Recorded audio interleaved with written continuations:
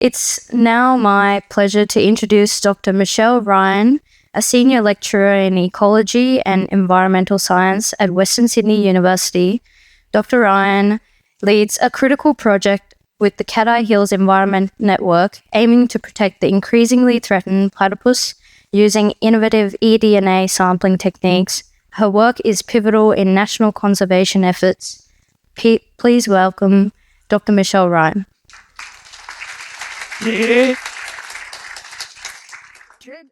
Hello, thank you everyone for having me here today. So I'm Dr. Michell Ryan. I'm a senior lecturer in ecology and environmental science at Western Sydney University.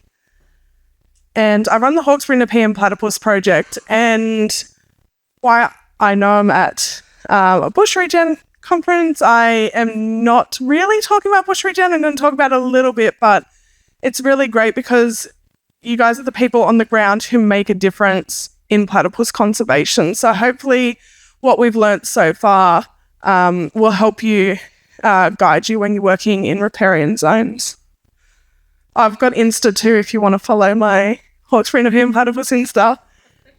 See us platypus videos. So just acknowledging that the majority of our work is undertaken on Darug and Wiradjuri land, and we acknowledge Aboriginal people who look after the land and care for country, and we pay our respects to elders past, present and emerging.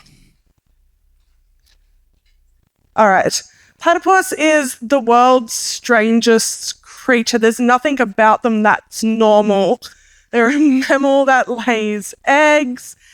They have a whole series of different features. We can pick anywhere on a platypus and it's strange, so I've chosen a few to talk about today. They have really powerful front webbed feet for swimming. Their back legs just kind of are like rudders when they're swimming, but they're used when they walk on land, and they walk really weird on land. This is Tom's going to show you him walking on land in a second. This is a little platypus out at Yarramundi. When they walk on land, they retract up their webbed feet, so you can see that they have, I don't know why I'm pointing on my screen because you can't see that. You can see that they have their claws, they have webbing behind it. They retract that up and you can see it looks like he's walking on his knuckles. They're really strange. We don't really see platypus out of the water here in New South Wales. There's so many videos of Tasmanian platypus walking around. Everything's a little bit different down there. So, we accept that's different. But really they don't want to be out. That's where they're most likely to be susceptible to predation. So we don't really see them crossing land very often. Now, platypus eat macroinvertebrates. Water bugs are really the food source of platypus. So it's really important that we have really good quality habitat so we can have all those bugs in the water for platypus. Platypus dive down. They're completely blind. They use electric receptors in their bill to get those little signals from the macroinvertebrates. Dive down, scoop them up, put them in cheek pouches, which is really cute. Like, I always think of them like chipmunks, not that they look like chipmunks, but it's the same thing. They come up, they grind them using these grinding pads in their bill to grind up the bugs and then swallow them. Males have venomous spurs, so don't pick up a platypus. If you pick it up, you have to pick it up by the very, very tip of their tail. It's apparently the most painful thing you can experience. One woman gave birth to twins and she said that she would rather be spurred by a platypus again. Oh my God. She would rather give birth to twins than be spurred by a platypus. Apparently there's nothing that, no pain relief that will relieve it. And recently, last year, a lady in Tasmania was spurred. She had about a week of intense pain in hospital that they couldn't relieve. So really huge problems. And they're also photofluorescent.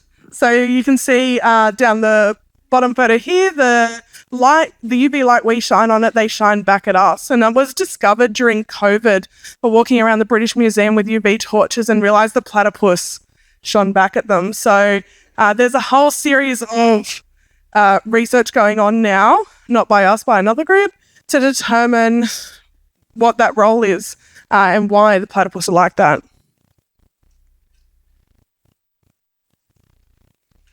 There we go. Platypus are under huge threat throughout their range in Australia, but especially in Western Sydney and Sydney. We're seeing this huge wall of development coming towards us in the Hawkesbury-Nepean catchment. Everywhere we go, we're constantly seeing, like the top photo here, huge amount as a stormwater drain going directly into Badgerys Creek for the new airport. That pipe is as big as me. I stand in front of it. It's a huge amount of water that's about to go into quite a relatively almost no flowing creek that we have platypus in.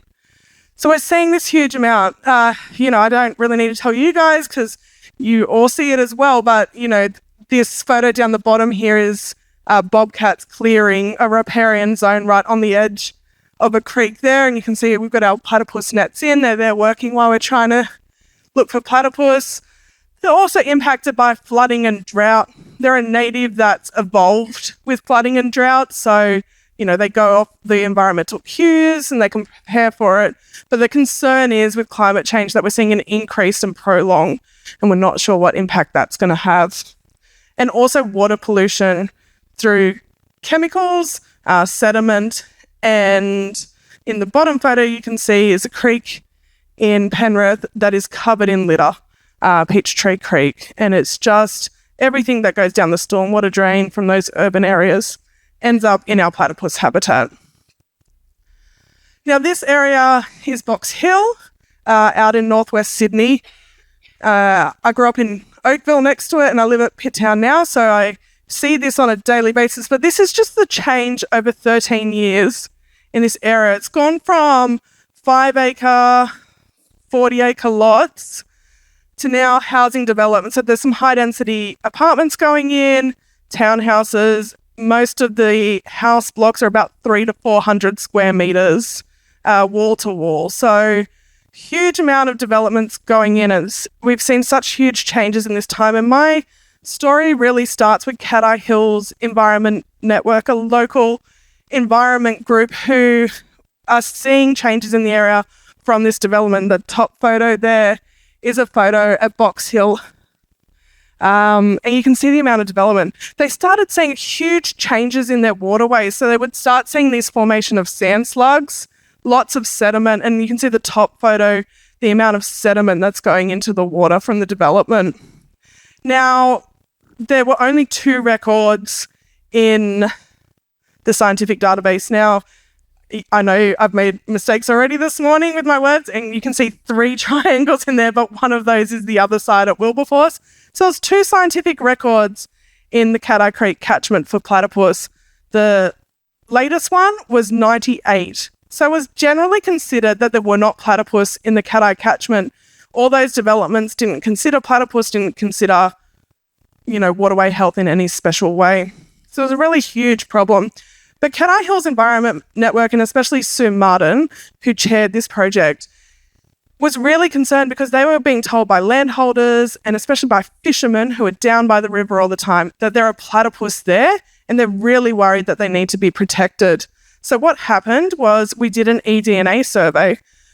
We got some funding from the federal member, gave us funding to do eDNA. So eDNA is environmental DNA. It's a really innovative technique that we can use to determine the presence of lots of species. We know that as we walk through an area, we're constantly leaving traces of ourselves. There's DNA of us everywhere. Our skin cells, our hair, there's DNA. And like us, it's the same with platypus. As they move through the water, as they scratch, as they eat, as they urinate and defecate, there's traces of them through the water. So we can take a water sample and then look for their DNA in that sample. And it's a really great way of getting the community involved in this sampling. So that's what Cattai Hills did. We did 2 rounds of these sampling. We ended up, I think we had about 40 volunteers. We went out and we did eDNA sampling to look for where platypus are in the Cattai catchment. We went from the 2 known sites to 20 known sites of platypus. We were really excited that we had platypus from Castle Hill all the way up through to the Hawkesbury River. So it's a really exciting finding, and it's a really great contribution to science. And I'll talk a little bit about then the council's response from there.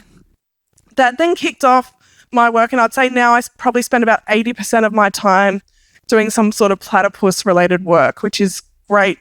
We expanded our eDNA. We've been all throughout the Hawkesbury-Nepean catchment from Hornsby all the way down through the Southern Highlands looking for platypus. We then have gone out to try and have a look at, okay, well, we know there's platypus. What condition are they in? What are the pressures on them? Where are we finding them and where are we not finding them? And what's the difference between those two? And most importantly, sorry, I just got a time warning. Most importantly, what can we do to help them? So that's what we do. We use two different techniques. We use spike netting, which is these small nets, which we use in shallow creeks, so between my knee and my thigh high.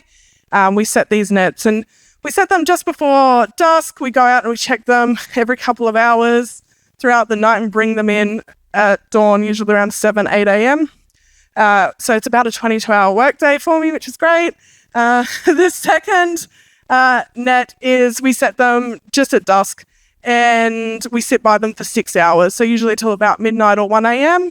And the platypus swim into them because they're blind in the water. They swim into the net, they splash, and then we row out in our little boat and pop them in a pillowcase and put them safely in a tub and bring them in.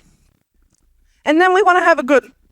And then we want to have a good look at them. So what kind of health, what kind of condition they are in. So we weigh them, measure them, we microchip them so we know if we recapture them where they've moved to or how they've grown over time. We take a fur sample because we're trying to look at the impacts of heavy metals and emerging contaminants on platypus. And then we release them. And then here's I think we do other things. I just can't remember right now. My brain's left me this morning. And then we release them. So I just got a little montage of release because we really don't get to see the platypus. Once we put them in the pillowcase, if we get them from the boat, we can check them there for litter entanglements and their spur. If we get them out of the spike nets, we change them to dry and we get to have a look at them. But other than that, we really don't get to see a whole platypus till we release them because we keep them covered at all times. We name them all, so that's Steve. We let landholders name them, and then when the landholders aren't with them, my postgrad students are really into Harry Potter. So that's Padfoot. We have a heap of Harry Potter names. So yeah, it's always interesting when they give a talk and we have weird names. That's Harry, so I don't mind saying that. But you'll see Draco in a minute and things like that. So. And that was Bluey. That was the first platypus that we captured, which was really exciting. January last year. And that's Draco. And then we got him again. My partner's a videographer and he hates all my videos. So he got me to set up a GoPro. So now I set up GoPro, so I've got a bit better footage now. From there, now I need to add a few more points to this. We're now at 66 known locations of platypus in the Hawkesbury-Nepean catchment, which is really exciting because generally it was considered that we didn't really have platypus here. And what we're finding is if you're connected to the Hawkesbury-Nepean River, you probably have platypus that at least use that creek. So it's really important when we're working on creeks to think about that. Just a little bit about our population. So in 2023, we did, I think it was something like 36 or 37 nights, caught 17 platypus. So we did lots of nights sitting by creeks, not catching anything. We had a good sex ratio, but really excitingly was we had 3 juveniles last year, which is a really good indication that the platypus are breeding. We were very concerned. Flooding impacts mainly juvenile platypus, and often they're the ones that will drown because they don't know the creek system, they don't know the burrows. So often flooding will impact juveniles. So we're really exciting to see last year when we didn't have floods, we got 3 juveniles, which was great. Now, we also do habitat assessments as we go out as well, because we want to know why we're getting them in some places and not others. We do things like water quality, water bugs as well. But we've really found that there's 5 things that are really important to platypus habitat, especially in Western Sydney. So having tall trees. So tall trees over 5 metres within 3 metres of the creek are really important for platypus. So they provide point 3, the organic matter, wood and debris, which all adds to water bug habitat.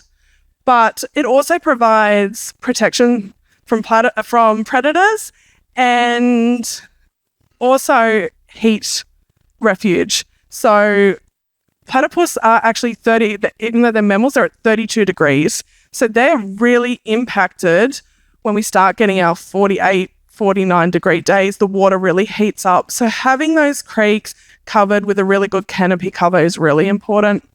The second thing we found is a wide riparian zone. And I might get killed for saying this. When we say wide in Western Sydney, our wide is at least 3 metres. So I know, but we work in small farm holdings mainly, people's properties, and they're completely cleared all the way up to the river. So all the way up to the creek that goes through. So when we're measuring, for us in Western Sydney, if we did what we would want is obviously a lot more, but 3 metres is really what we've found is that point that we're finding platypus in those areas that have at least 3 metres. We want to see organic matter, wooden debris, as I said. We find lots of landholders remove it. They're like, oh, I don't like these trees in our creek. Or we constantly are trying to teach them, no, leave it. It's really good for platypus. And on overhanging and consolidated vegetation is really important. So all these little bushes that overhang, really good protection for platypus burrows, and vegetation the whole length is really important as well.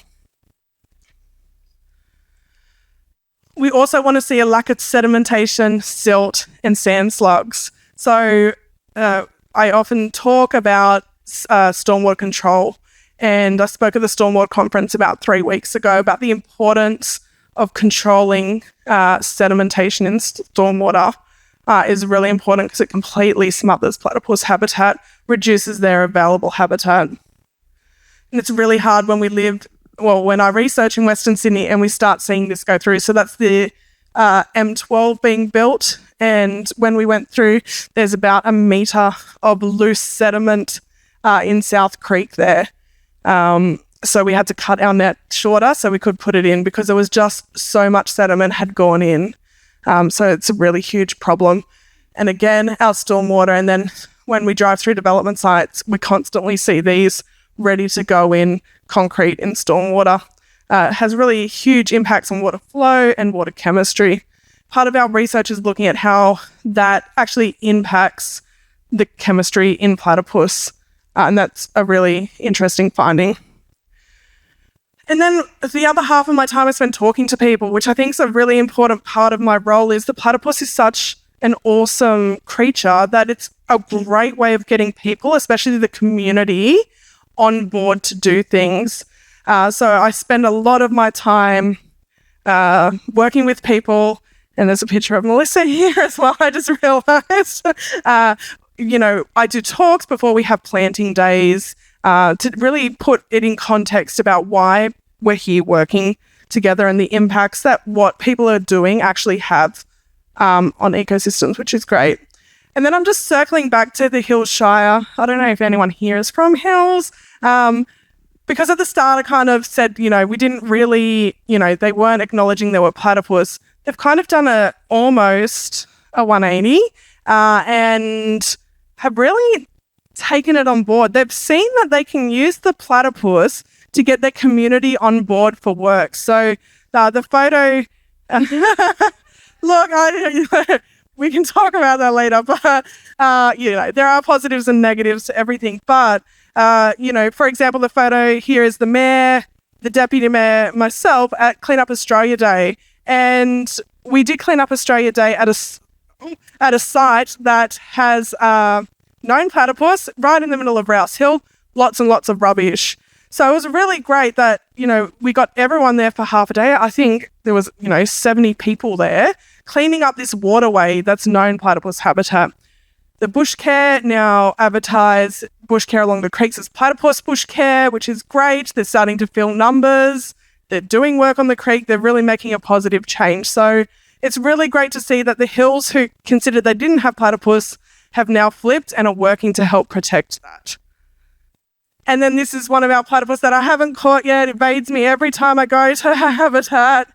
I don't know, she's got like 4 burrows. I don't know where she... but I send photographers there because she comes out every day. And when people ring me and say, I need a photo of platypus, where can I go? And I send them there. And this is the best photo I've got of her. So one day I might capture her, or I think she's smarter than me, so I probably won't. But I just want to end with a beautiful photo of a Cattai Creek platypus. So thank you.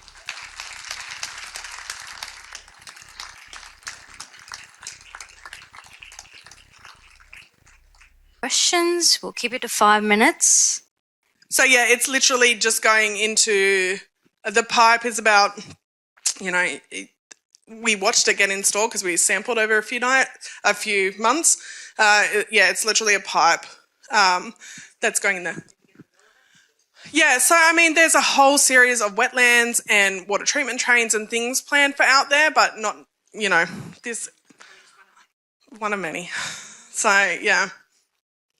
Yeah, so as water runs over the concrete, it grabs out, calcium and a whole series of heavy metals and puts that into the creek. So we start seeing pH changes, a decrease in pH. We start seeing all those sorts of things that really can impact on the water quality. We did a study a few years ago in the Blue Mountains where they had a stormwater pipe put into a swamp, and we started to see then the invasion through New Zealand mud snails, which weren't in the area before, but because the chemistry changed, so the salts went up, we started to see heavy metals in there. This invasive species was able to survive in there. So it's a really huge problem, concrete. Really easy to solve though. So things like, as you mentioned at the top, like putting it through a wetland, putting it through a treatment train helps drop out sediment, helps grab all those metals out before it hits creeks and rivers. So it's a really important aspect. Well, yeah, I mean, there's probably a million alternatives, but I constantly, and I mean, I'm in an argument at the moment with someone who's concreting up a platypus habitat because that's apparently the only thing that they say has a 100-year design life, which I say there's not, and I'm sure everyone in here can probably tell me there's a lot of better methods. So it's something that I think engineers have a really huge role, and it's really getting engineers to think about the environmental impacts past their project. Yeah, but it's just the want as well. So I work with some developers, like some of those photos you'll see me in hard hats and things, because we're on development sites. There's some great, developers who, I'm not going to say great developers, but developers who are interested in the best way to do things and will consult us at the start of projects, and we go out and help them throughout. And that's really great. And then there's others who are like, do I have to do this? And you're like, well, I would, but I don't. Yeah, no, it's perfect for citizen scientists. So we've run it as citizen science projects for Cattai Hills. Up in Kurrajong, we've run it for citizen scientists. And Hornsby are doing a really huge project at the moment. I can't see Petra anymore, but doing a really huge project throughout their whole area to look at all species in their waterway. So they've got a whole army of community members who are working, who come together on weekends, go out and collect eDNA samples, and it's sent off to a lab, and then they're getting a whole list of species that are in their waterway. So it's an amazing way to connect their community to waterways, but also to get some really great baseline data. So yeah, it's the best thing I think for citizen scientists to use and to connect people. And I'll dob her in, Petra, if you want to talk to her about running this project. She's got lots of ideas of what's worked and what hasn't worked. So it's a really huge project that's, I think, really successful. So what I say and what we've found is for platypus 24 hours within a kilometre upstream. All different species are different, and it all depends for water. It all depends on flow, light, turbulence, things like that. So it can have a really big impact. Now they could do eDNA terrestrial, they can do it in air. There's all different things, and for different species it means different things. Things like Ricali, our native water rats, they say, I think it's like 80% accuracy for 3 days, but we had a Ricali swimming around us when we took a sample, and it still came up negative for Ricali. So eDNA isn't the be-all and end-all. It's a good tool to use, but yeah, there are a few negatives and things. You have to think about your target species, and then really speak to the lab about how long and within what distance and things like that.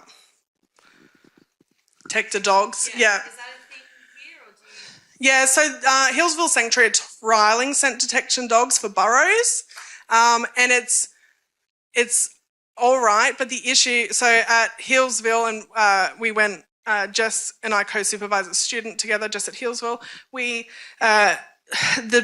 know where the burrows are, and so they can take the dogs to those areas and creeks. It's really hard if you don't know where your burrows are to begin with, because it's hard to walk along a creek line for much of a distance. So the application of it, I'm not sure how it's going to go outside of the sanctuary, but it's a really promising thing to see if we can do. I mean, we use them for turtles and different species, so it would be interesting to see that application for platypus. All right, guys, we have to move on, unfortunately. Please get a round of applause for Michelle.